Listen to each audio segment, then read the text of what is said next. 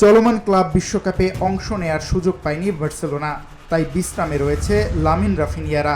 এর মধ্যে বড় দুঃসংবাদ পেয়েছে কাতালান ক্লাবটি। ফাইন্যান্সিয়াল মনিটরিং নীতি ভাঙায় বার্সেলোনাকে প্রায় 15 মিলিয়ন ইউরো জরিমানা করেছে ইউরোপীয় ফুটবলের নিয়ন্ত্রক সংস্থা উয়েফা।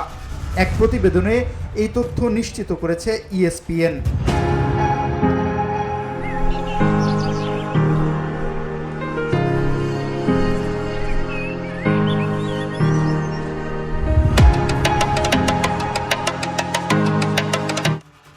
এই শাস্তির তালিকায় রয়েছে চেলসিও।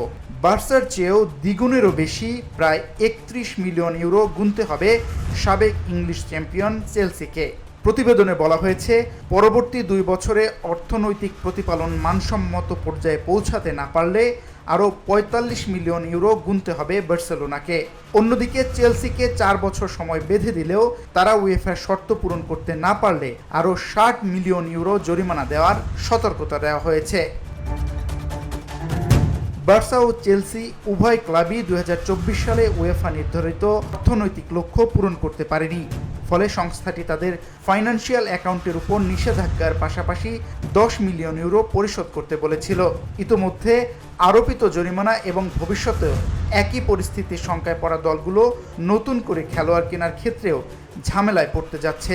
তাই ইউরোপীয় প্রতিযোগিতার জন্য আগামী 2 মৌসুমে খেলোয়াড় কেনার ক্ষেত্রে অনেক সতর্ক থাকতে হবে বার্সা ও চেলসির মতো ক্লাবগুলোকে। VOD Bangla news desk.